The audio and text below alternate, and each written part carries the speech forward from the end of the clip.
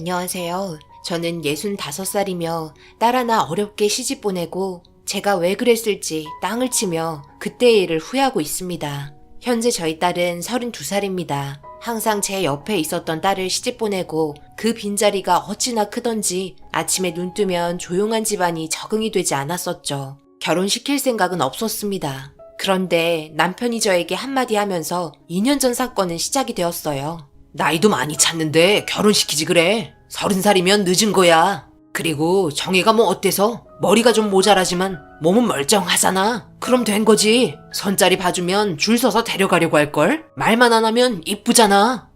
우리 정혜가 말만 안 하면 이쁘다고? 지금 우리 딸 무시하는 거야? 누구 때문에 이렇게 된 건데? 그놈의 술 퍼마시고 난리치는 바람에 머리가 다쳐서 이렇게 됐잖아. 뭘 잘났다고 결혼하라 말아야? 그런 문제 내가 알아서 하니까 신경 쓰지 마.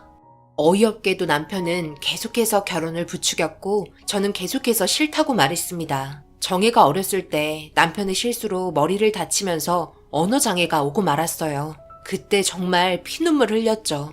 남편은 시간이 흐르면서 딸에게 했던 행동에 대해서 잘못을 뉘우치고 있었으나 개벌은 남 못 준다고 금세 또 술을 입에 대면서 다시 원점으로 돌아와 버렸어요. 그런 삶 속에 살아야 한다는 게 너무나 힘들었고 남편을 원망했습니다. 청혼할 때는 뭐든 다 해줄 것처럼 살살 꼬셔서 결혼하게 해놓고 현실은 시궁창으로 만들어버린 남편을 하루에도 수십 번, 수백 번 어떻게 해버리려는 나쁜 마음을 가지게 되었어요. 하지만 딸을 보고 있으면 이렇게라도 빌부터 살아야 먹고 살 수 있으니 그냥 조용히 참고 있었죠. 그러던 중 남편이 갑자기 병원에 실려가게 되었고 의사에게 듣게 된 충격적인 병명은 하도 술을 많이 마셔서 간이 회복이 안 된다며 지속적으로 계속해서 먹으면 그때는 정말 위험해질 수도 있다는 말을 듣게 되었습니다. 그때부터 완전 정신을 차린 건지 술은 아예 입에 대려고 하지 않았고 끊는 기간 동안 많은 스트레스를 받았는지 화풀이 대상을 저로 정해버려서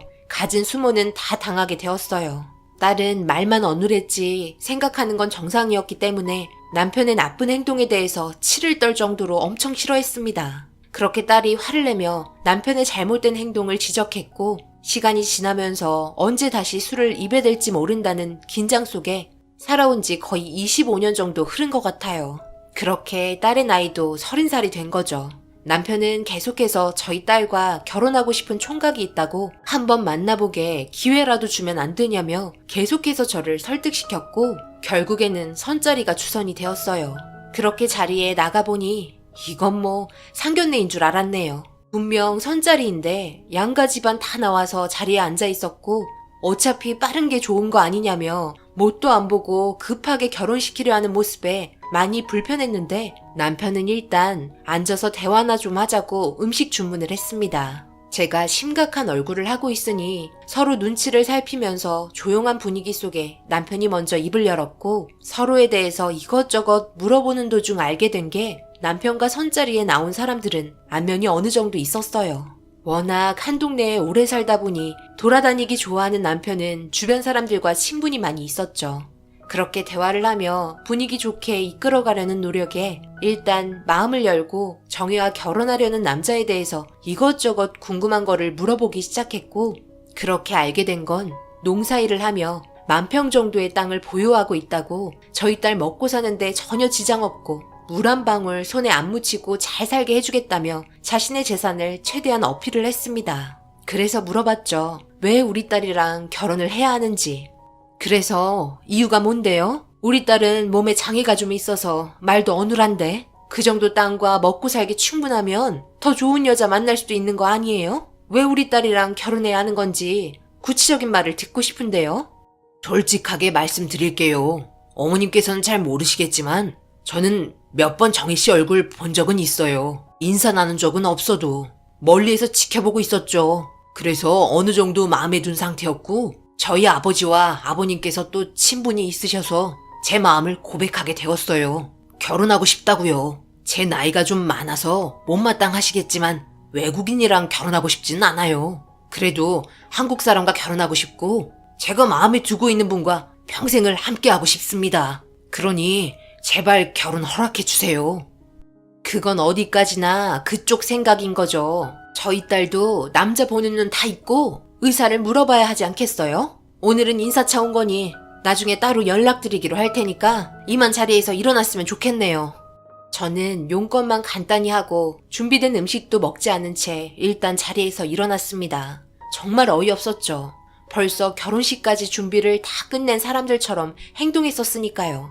49살에 나이도 먹을 만큼 꽉 차 있는 놈이 외국인이랑 결혼하기는 싫으니까 아쉬운 대로 우리 딸이랑 결혼하려는 게 눈에 보였습니다. 어렵게 시간 낸 자리인 만큼 조금 더 긴 대화를 해보자는 남편의 말에도 저는 뿌리치고 딸의 손을 잡고 밖으로 나왔습니다. 그렇게 집에서 남편과 한바탕 한 후 딸의 의견도 물어보니 별로 좋아하는 눈치도 아니었고 저와 함께 살고 싶다는 말을 하면서 상황은 종료가 되었어요.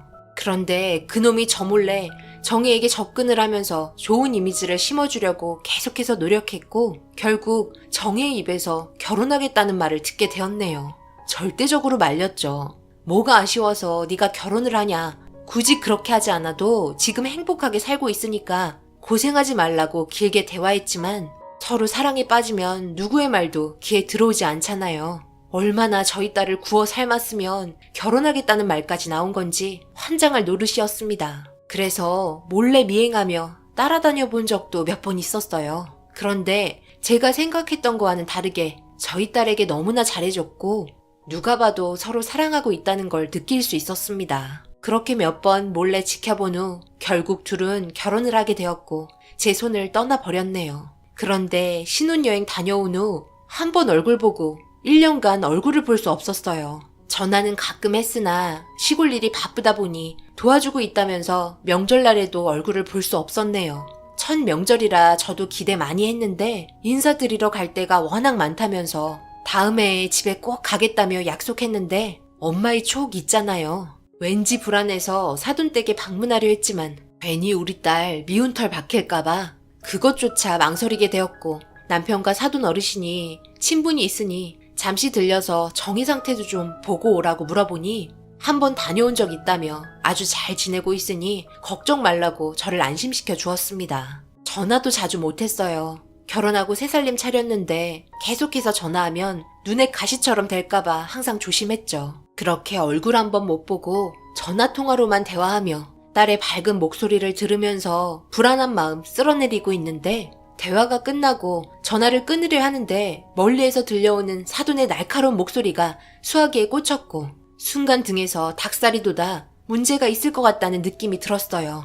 그렇게 끊어진 전화기를 붙잡고 멍하니 있는데 때마침 남편이 집에 들어왔습니다. 그런데 제 눈치를 살피던 남편이 빠르게 안방으로 들어가자 다시 거실로 불렀고 조용히 나와 소파에 앉길래 정혜가 지금 잘 지내고 있는지 정색을 하면서 물어봤어요. 아무래도 내 느낌이 별로 좋지 않아서 그런데 정말 정희한테 별일 없는 거지? 모진 시집살이 하고 있는 거 아니겠지? 내가 수화기에서 별로 좋지 않은 목소리를 들어버렸거든. 정혜가 화들짝 놀라더니 전화기를 끊어버리더라고. 그건 눈치를 보고 있다는 말이잖아. 그리고 작년에 인사하러 못 왔다고 해도 꼭 명절이 아니더라도 우리 집에 올 수도 있는 거 아니야? 최서방 엄청 잘할 것처럼 얘기하더니만 결혼식 끝나고 어떻게 얼굴 한번 비추고 지금까지 단 한 번도 전화 한 통 없고 정혜랑 찾아오질 않아? 정말 이건 아니지. 아무래도 내가 좀 움직이는 게 좋을 것 같아. 내가 불안해서 안 되겠어. 우리 딸 정상도 아니잖아. 아유, 이제 우리 품에서 떠났다고. 그리고 내가 며칠 전에 다녀왔는데 잘 지내고 있다니까. 나랑 대화도 하면서 가일도 내오더라.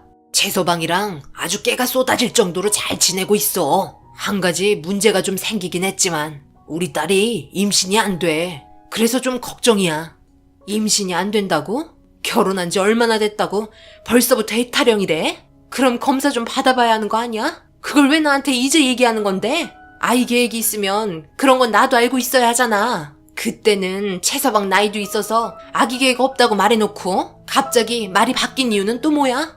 남편은 갑작스러운 환경이 바뀌면서 스트레스성으로 임신이 안 되는 걸 수도 있으니 조금만 더 기다려보자며 제가 말도 없이 불쑥 찾아가는 것도 정혜에게 힘들게 할 수 있는 부분들이 생길 수도 있으니 전화 오면 그때 물어보라고 하곤 안방으로 들어가 뻗어 잠이 들었어요. 건강상 술을 먹지 못하니 밖에서 뭘 하고 다니는 건지 알 수가 없어 그런 남편의 행동에 답답한데 딸에게까지 문제가 생긴 것 같아 제 감정은 살짝만 건드려도 터질 정도로 예민해져 있었습니다. 그렇게 며칠이 흐르고 딸에게 늦게 전화해봐도 받지 않자 뭔가 심상치 않다는 걸 느끼게 되고 불시에 찾아가기로 결심을 하게 됐어요.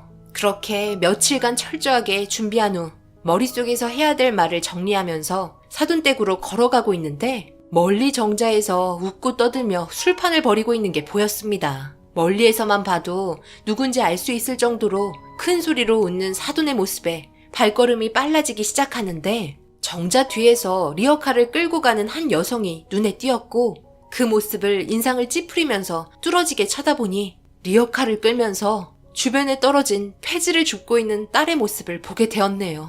농사일을 하면서 버려진 박스에 붙어있는 테이프를 떼고 박스를 반으로 접은 다음 리어카에 싣고 다음 자리에 농사하고 있는 곳에 쌓여있는 박스를 똑같이 정리해서 리어카에 실으며 이동하고 있었습니다. 너무나 큰 충격에 그 자리에 멈춰 멍하니 바라보고 있는데 막걸리를 들이키면서 저희 딸에게 해 떨어지기 전에 해야 한다며 습기 먹으면 안 된다고 엄청 뭐라 하는 사돈을 보게 되었어요. 분노가 머리끝까지 차올라 양팔을 거두며 정자가 있는 곳으로 빠르게 뛰어갔고 멀리에서 제가 뛰어오는 모습을 본 사돈은 순간 당황했는지 자리에서 벗어나려고 정자에서 내려오는 순간 제 손에 한 움큼 머리채가 잡혔고 순식간에 동네는 아수라장이 되었네요. 정혜는 저를 보고 놀라서 한 걸음에 달려와 어눌한 말로 뭐 하는 거냐며 말리기 시작했지만 제 분노는 그 누구도 말릴 수 없을 정도로 엄청나게 폭발하고 말았습니다. 몸도 안 좋은 우리 딸을 어떻게 리어카를 끌게 하면서 폐지를 줍게 하는 건지 도저히 이해할 수 없었어요. 최서방 나오라고 고래고래 소리를 질러도 어디 갔는지 보이지 않아 화가 나 있는 도중에 싸우고 있는 소리를 들은 건지 100m 떨어진 곳에 있는 비닐하우스에서 남편이 좌우를 살피며 걸어 나오고 있었고 뒤따라 나오던 최서방을 보게 되었습니다. 검은 비닐하우스여서 뭘 하고 있는 건지 도저히 알 수 없었기에 남편이 있는 곳으로 딸의 손을 잡고 빠르게 뛰어가 남편 앞에 멈추니 제가 올 거라고 생각을 못했는지 엄청나게 당황한 눈빛으로 저를 맞아줬네요.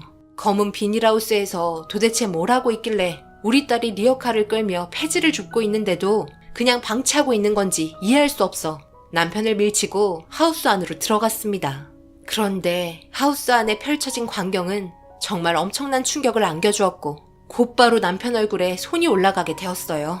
남편은 다방 여자들을 불러서 그 안에서 눈에 담지 못할 행동들을 했는지 실오라기만 걸친 채 앉아있던 여성들과 한쪽에서는 꽤 많은 돈들이 오고 가는 도박이 펼쳐지고 있었습니다. 온몸이 부들부들 떨리기 시작하면서 남편을 향해 다시 한번 째려보니 아무 말 없이 제 시선을 회피했고 남편의 멱살을 잡으면서 입에 담지 못할 말들을 퍼부어줬어요.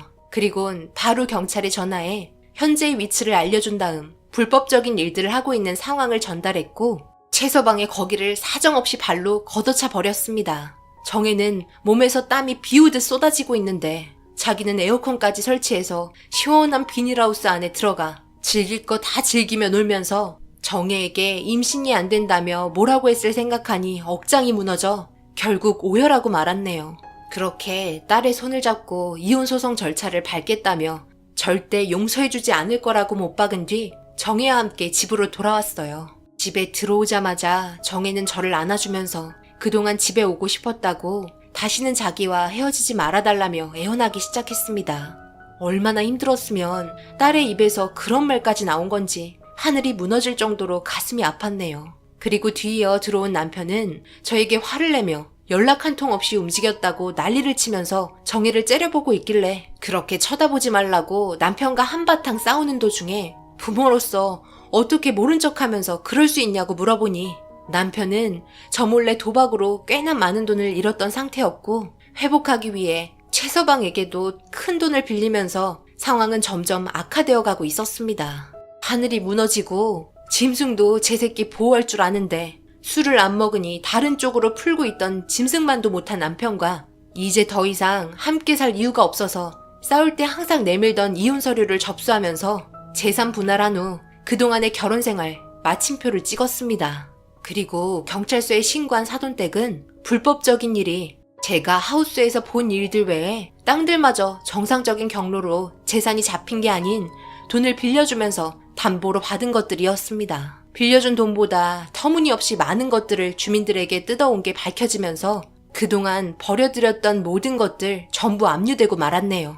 장애가 있는 아내를 막대한 부분에 있어서 정신적인 피해보상, 위자료까지 소송을 걸었습니다. 결국 떵떵거리며 남의 등쳐먹으며 잘 살던 사람들이 한순간에 길거리에 나앉아 땅을 치며 후회하고 있었지만 이미 늦었고, 저희 딸에게 농사일하면서 버려진 박스를 리어카에 싣게 했던 일을 주민들이 그 인간들에게도 똑같이 시키면서 폐지를 줍게 만들었습니다. 결국 동네에서 버틸 수 없었는지 어느새 흔적도 없이 사라졌고, 그 뒤의 소식은 접할 수 없었어요.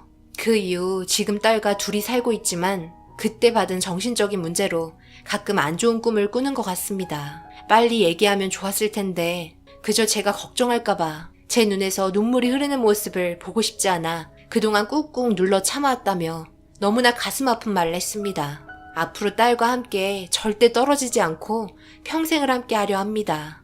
만약 진심으로 딸을 사랑해줄 수 있는 남자가 나타난다면 언제든 보내줄 수 있지만 그런 날이 올지 모르겠어요. 앞으로 저희가 잘 살아갈 수 있게 여러분들께서 응원의 댓글 달아주시면 정말 많은 힘이 될 것 같네요. 제 사연 읽어주신 분들 오늘 하루 행복하시고 좋은 일이 가득하셔서 웃음이 끊이지 않은 그런 날이 되시길 바랍니다. 감사합니다.